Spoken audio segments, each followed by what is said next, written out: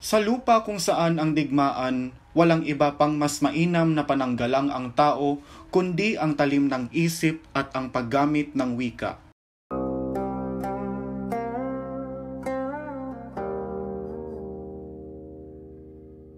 Filipino, di lamang isang asignatura, isa na ring sangkap ng makulay na kasaysayan ng bayan. Hindi sapat na ituro at pag-aralan lamang ito, bagkus dapat itong isabuhay at pagyamanin.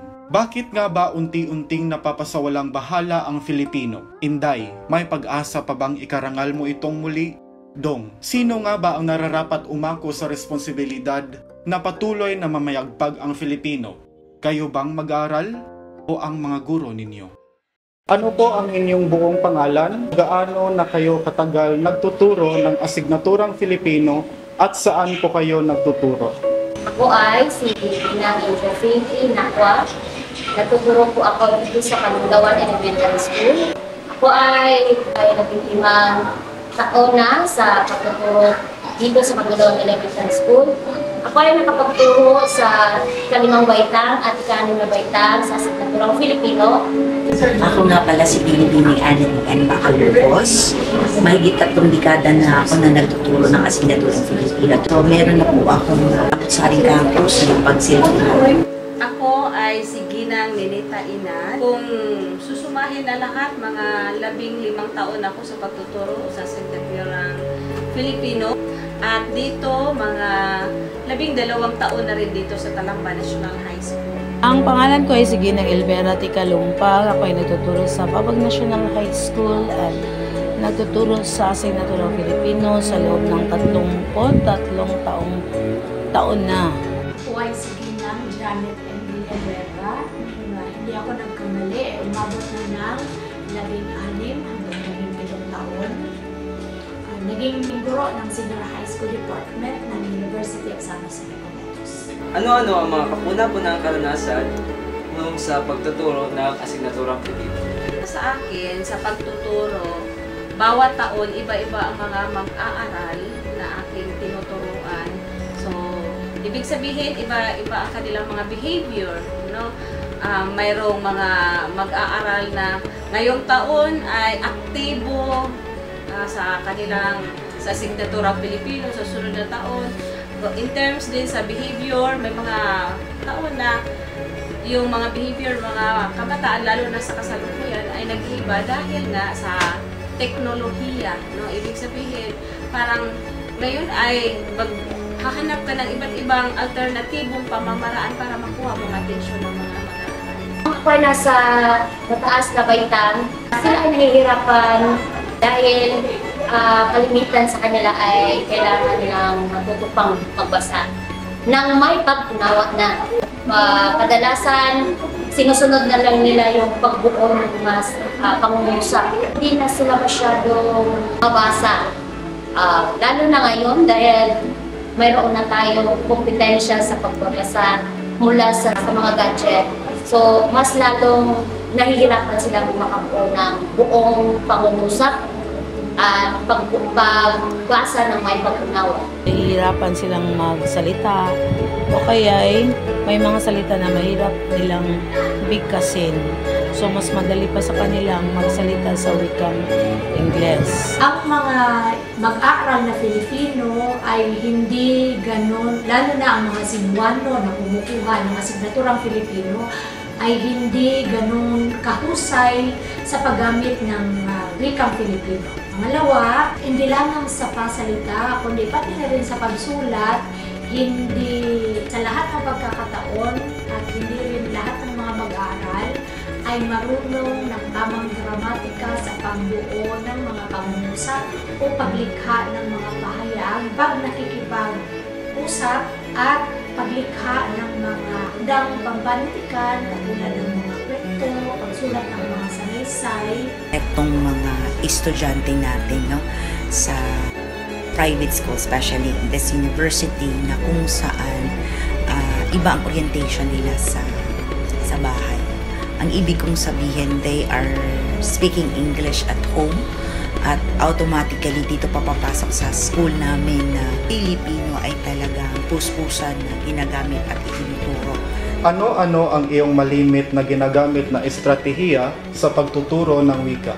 Yung tanong-sagot sa loob mismo ng classroom sa panahon ng talakayan.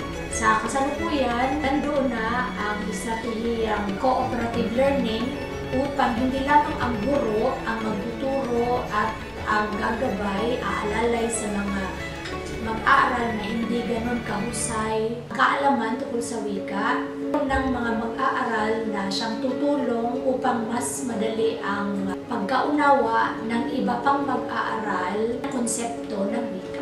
So, isa sa mga ay nagkakaroon kami ng mga MOL. Ibig sabihin, isang motivasyon muna, pagbabalik tanaw sa mga nakaraan para hindi makalimutan ng mga mag-aaral. So, palagi nating inuulit-ulit. Then, mayroon kaming trivia, word of the day, na kung saan ay tatatak sa kanilang mga isipan. Sa trivia ay makakuha sila ng iba't ibang mga impormasyon na kung saan iyan ay malimit nilang nire-research sa internet at iba pa. At pagkatapos mayroon tayong cooperative learning, mayroong pangkatan.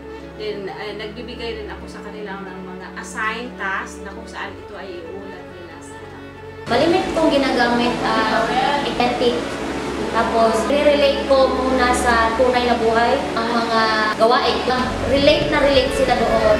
Makakapagbuo sila ng mga ideya doon sa asignatura ng Filipino. Using technology para mapadali ang kanilang gawain, ang active learning, ang cooperative learning.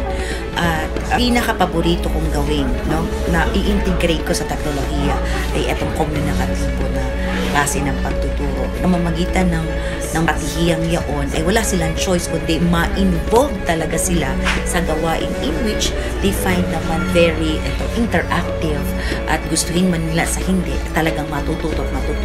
And literally, they find it very enjoyable. Regular section na naman, kailangan mo talaga ipaliwanag kung ano yung aralin at kung mo sila papagawa ng mga gawain kung ano na naunawaan nila sa aralin.